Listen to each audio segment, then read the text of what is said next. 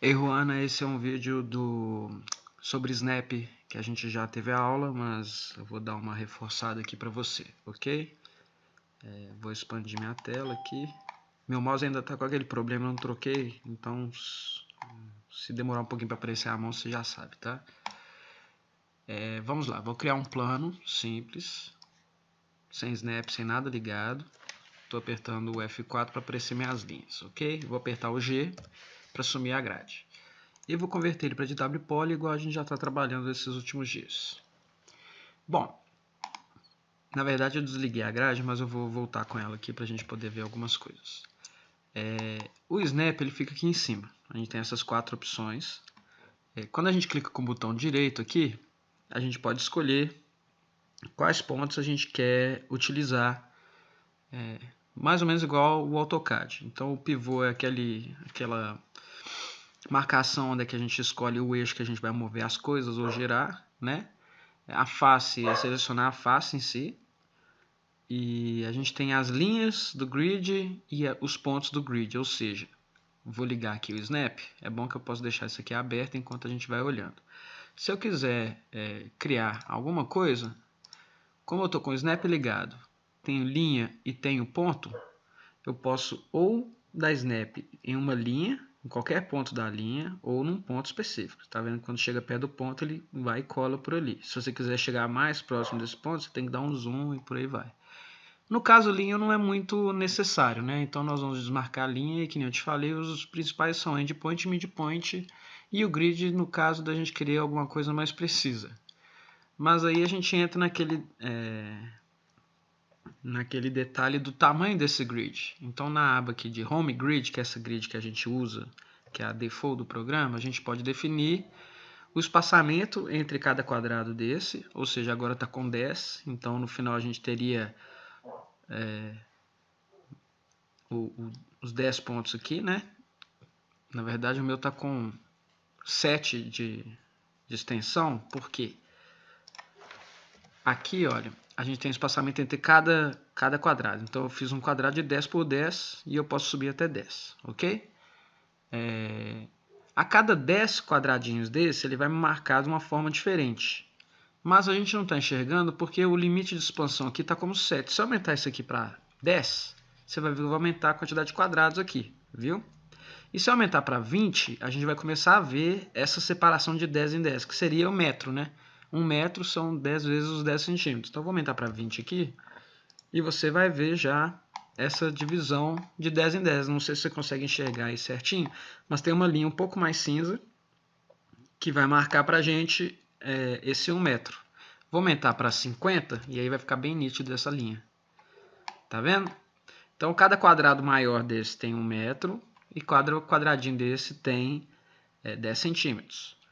E essa expansão inteira aqui tem 50, ou seja, se eu quiser fazer um retângulo, um plano, quer dizer, que tenha 10 metros, eu vou pegar ele inteiro. 5 metros, ele vai pegar só essa parte aqui. Ok? Então, essas são as propriedades do Snap. A gente ainda tem as opções de giro do ângulo e de porcentagem, ou seja, ele vai girar a cada 5 graus, ou então ele vai aumentando de 10 em 10%. Essas são as propriedades que a gente pode mudar tanto para o ângulo quanto para a porcentagem, ok? Então, com isso definido, vou esconder meu grid e a gente tem aqui o nosso Editable Poly que veio a partir de um plano. Já te expliquei que a gente pode selecionar um segmento e mover ele com o Shift e ele vai criar uma face adjacente conectada, ok? A gente pode dar um valor para ela, que é o valor onde é que ela está em relação ao eixo. Aqui no caso ela está como 20 e eu posso colocar como 50, por exemplo, ela vai lá para os 50. Ou então a gente pode ter referências, por exemplo, eu já tenho uma linha, no caso essa aqui, que ela está no eixo 50. Então o que eu vou fazer? Eu vou selecionar a outra linha. Eu tenho que ter certeza que a gente vai mover no eixo Z. Como é que faz isso? Lembra que a gente tem essa barrinha aqui? Se você clicar com o botão direito e pedir Axis Constraint, ela vai aparecer e você coloca aqui. Então você pode simplesmente selecionar qual que é o eixo que você quer trabalhar, Ou então tem aquele macete lá que eu te falei, da gente mover o eixo que a gente vai deslocar, apertar o Ctrl Z e ele já vai estar aqui marcado. Lembrando que tem que ligar e desligar, porque existe esse snap também em relação ao eixo.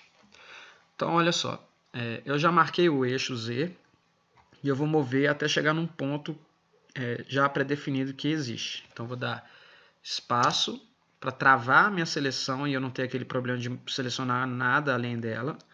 E vou ligar o S, confirmando que eu estou com mover 3 pontos aqui. Com isso, se eu apertar o Shift e selecionar, eu posso levar ela até aqui.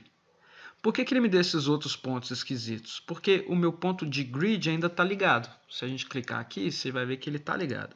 Então existe um grid em todos os eixos que ele tenta dar snap também. Aqui no caso a gente conseguiu definir o 50 que a gente já tinha colocado de altura aqui antes. Então o snap ele funciona assim. Terminei de fazer meu movimento, eu vou dar espaço para desselecionar aqui de novo. E vou tirar o S caso eu não vá utilizar mais. É sempre bom ir treinando essa questão do... Deixa eu desligar minha sombra aqui também. Do espaço e do S, porque é uma coisa que com o tempo você vai acostumar a trabalhar com isso mais frequentemente. Então selecionei espaço S. Aqui no caso já fiz errado, olha. Eu tinha que ter definido o lado que eu vou trabalhar, espaço S, e aí eu puxo. No caso aqui, eu já puxei, sabendo que eu vou parar aqui, porque eu tinha um ponto de definição. Vou dar um Ctrl Z. Vai chegar alguns momentos em que você não vai ter esse ponto tão fácil. Às vezes é um modelo muito grande e o ponto de referência vai estar ali atrás. Então o que a gente faz? A gente vai estar aqui perto, numa área que a gente consegue enxergar melhor essa linha. Sem espaço nem S, a gente pode até dar um espaço, mas sem o S, a gente aperta o Shift e move. Porque com isso a gente já criou uma face que a gente sabe que não está conectada nessa lateral. A gente pode levar ela para onde a gente precisar inicialmente de dar o snap. Ou seja, se a gente tiver mais referências para cá, eu vou até criar para você poder entender. Vamos supor que esse nosso modelo... Ó, acabei de apertar espaço para poder selecionar o resto das coisas. Vamos supor que esse nosso modelo ele é muito grande, então ele tem outras referências para cá. Então, o que eu estou querendo explicar é o seguinte. Vou voltar aqui para onde que a gente estava. Primeiro eu fiz uma cópia simples, defini que eu estou trabalhando no eixo que eu preciso, que é o X no caso. Com essa cópia simples eu posso pegar e vou puxar ela até onde que eu preciso trabalhar. A partir desse ponto eu vou apertar o espaço, vou apertar o S e com isso eu chego onde é que eu preciso ir. Né? Aqui é um modelo simples, mas se a gente simular que isso aqui é um apartamento gigantesco, que aqui é o quarto, a suíte, e aqui é a cozinha, a varanda, a gente tem essa liberdade com o espaço e o S, com o controle de câmera e movendo no eixo, sempre já pensando nessa questão do eixo que a gente está trabalhando, de marcar, de fazer aquele movimento inicial antes. Ok? E outra coisa que eu te falei é a questão que o snap ele não é necessariamente necessário você começar de um ponto daqui para fazer um movimento. Ou seja, eu posso pegar esse ponto aqui, ou um midpoint, vou pegar um midpoint que a gente ainda não usou ele, vou apertar o Shift e vou pegar midpoint. Como eu estou com o espaço selecionado, eu posso pegar em qualquer lugar a referência, que quem vai mover essa minha aresta aqui. Então a primeira coisa que eu vou fazer, acabei de desmarcar espaço e o S de novo, é definir que eu vou andar nesse eixo aqui, olha, no eixo Y. Ele já mudou aqui para mim, mesmo quando eu dou Ctrl Z. Agora eu vou dar espaço S. Com o Shift selecionado, eu vou pegar daqui e até aqui. Então eu sei que ele andou exatamente essa distância aqui, mas ali no nosso modelo, tendo essas outras áreas aqui como referência também. Então se eu apertar Shift de novo, olha, eu não desdei o espaço e o S. Então eu estou trabalhando ainda com essa aresta. Eu poderia ou mover ela para cá, né? Ou então eu posso vir com o Shift e mover ela para cá. Com isso eu crio mais uma linha de construção. E é assim que funciona o travamento junto com o snap, utilizando os eixos, que a gente pode desligar ou ligar. Mas o ideal é manter ligado, porque raramente você vai utilizar ele sem estar desligado. Só quando tiver um modelo muito pesado, ele começar a te atrapalhar em vez de te ajudar, que é muito raro. Então essa é a função para o mover, né? Vamos então pegar esse elemento que eu criei aqui, que é um plano que, como eu copiei ele não está conectado, a gente só usou como referência aqueles pontos de snap para chegar até aqui, né, onde é que ele encaixou. Vou pegar ele para cá e agora a gente vai trabalhar com ele, com o mover e o escala. Como eu já te ensinei, eu vou dar aqui ó, um detach, no meu está aqui embaixo, no seu fica aqui em cima, né? Vou separar esse plano do resto do meu editable poly. Ok, separei, ele é um novo objeto. Vamos mudar a cor dele, não é o material, para você não esquecer. E só para você poder ter a noção. Lembrando de novo, botão direito, isolar seleção. Eu estou trabalhando só nele.